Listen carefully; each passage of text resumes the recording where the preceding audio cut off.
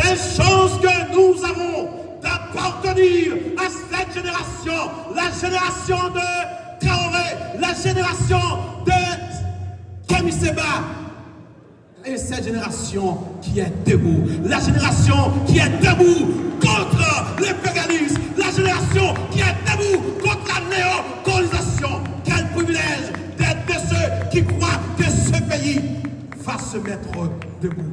Et vous qui êtes témoins de cet événement, si vous croyez et que vous êtes debout et que vous êtes d'accord, vous n'êtes pas simplement là pour écouter, mais vous êtes là aussi pour agir en apôtre et acteur du panafricanisme. Je veux vous entendre.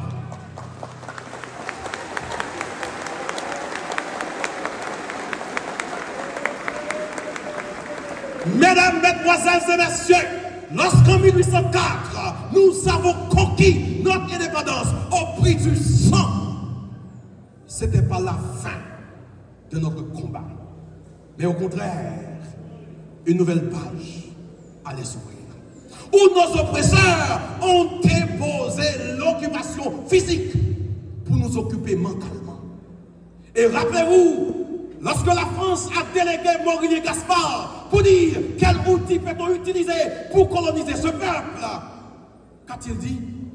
Il existe dans ce pays des hommes qui se voient si français, des hommes qui se voient si blancs. On peut les utiliser pour continuer une nouvelle forme d'occupation. Ne me dites pas pourquoi, quelques années plus tard, nous avons signé le concordat de 1860 par lequel nous avons remis notre éducation à nos oppresseurs.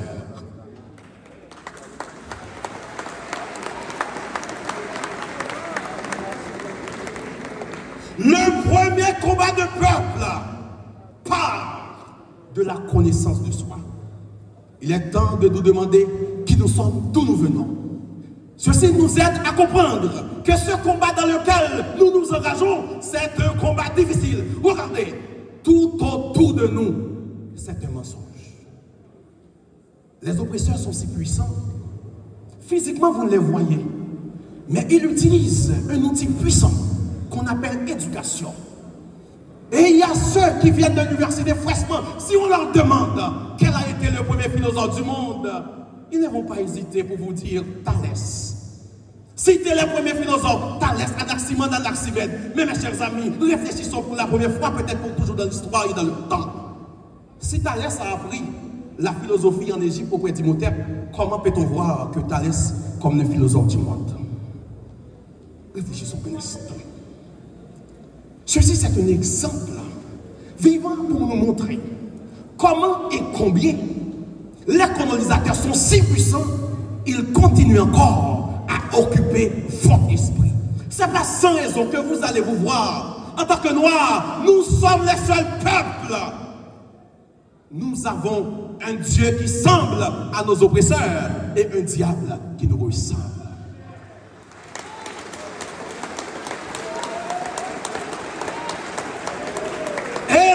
Des outils menés par les oppresseurs, c'est ce qu'on appelle le déni d'identité. Et Jean Presmas, à travers, ainsi par la l'oncle, a parlé de ce qu'on appelle le bovarisme collectif. L'haïtien, quand il arrive quelque part, il n'est pas fier d'être haïtien. Il est fier d'être canadien. Il est fier d'être américain. J'ai une double nationalité. Pour lui, être haïtien, c'est une honte. Et les impérialistes sont si forts, ils ont réussi à mettre en place un système pour mettre des dirigeants à la hauteur de leurs attentes. Comprenez bien, lorsque vos dirigeants sont applaudis par vos impérialistes, vous comprenez qu'ils ne sont pas de votre intérêt.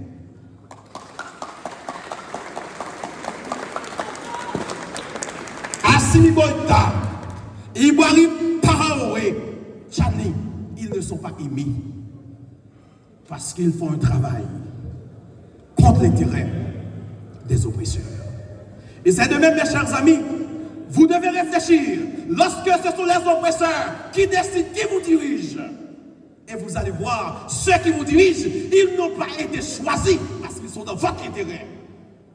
Ils ont été choisis parce qu'ils sont capables d'obéir aux règles dictées par les oppresseurs. Et mon cher Kémy Séba, permets à ce que je te dise, dans ce pays, il y a des hommes qui ont été assassinés parce qu'ils ont refusé d'obéir aux Blancs.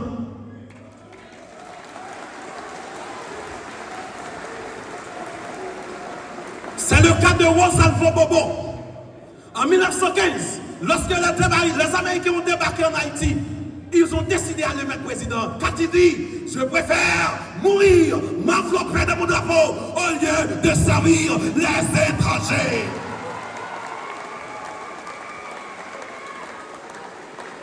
Et mon cher Kémy, cet après-midi, les jeunes universitaires sont heureux de vous accueillir. Parce que dans ce pays, on a besoin d'un peu d'espoir. On a besoin d'un peu de modèle. De loi étant du Bénin, ou bien du Burkina Faso, du Niger, si vous observez. Et si je demande à ceux qui me regardent dans les yeux, quelle est la dernière fois un acte a été posé par vos dirigeants dans votre intérêt? Réfléchissons un instant. Réfléchissons.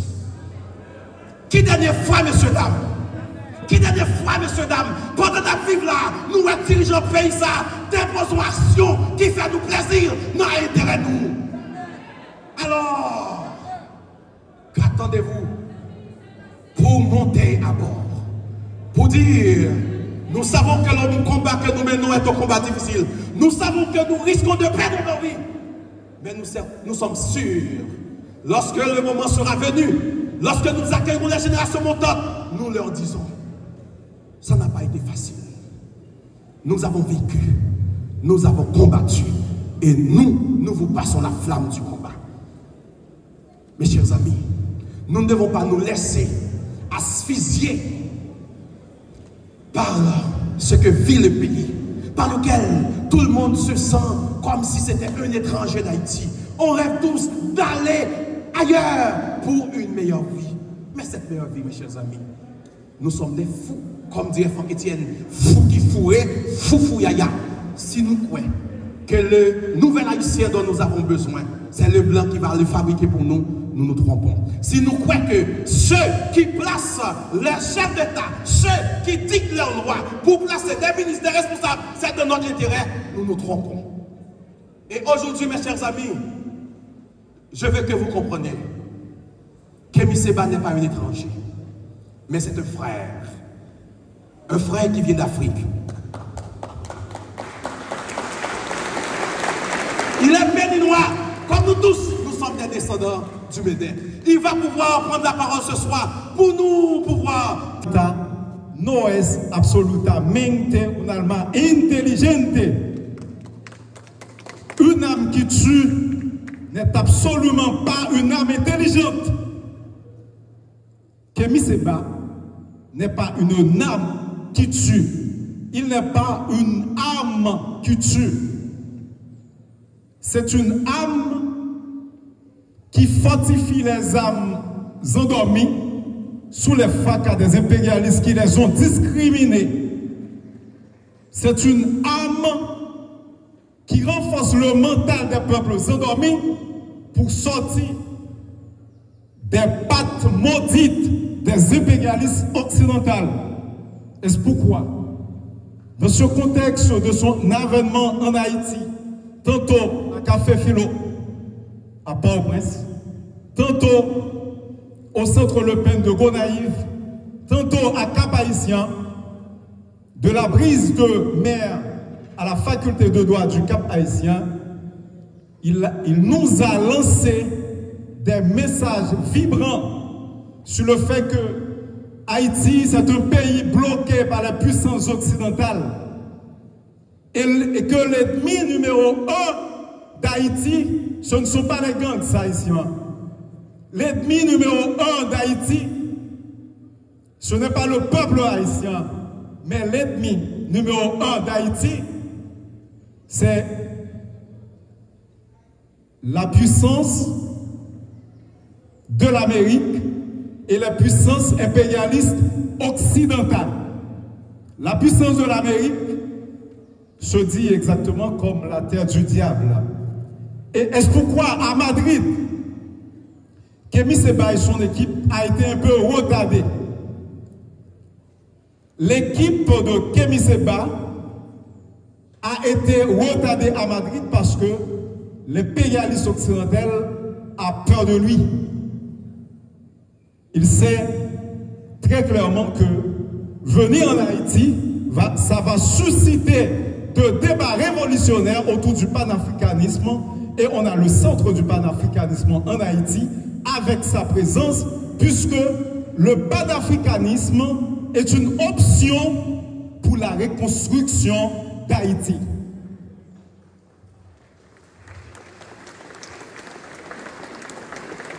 C'est à cet effet qu'il va exactement prendre la parole pour nous dire plus. Mais de toute façon, de la brise de mer à la faculté de droit, on se demande, est-ce que Kémy Séba va encore une fois trouver de nouvelles choses à dire, trouver de nouvelles inspirations à nous faire révolter contre ce tracas donné par les puissances impérialistes occidentales? Je crois que oui.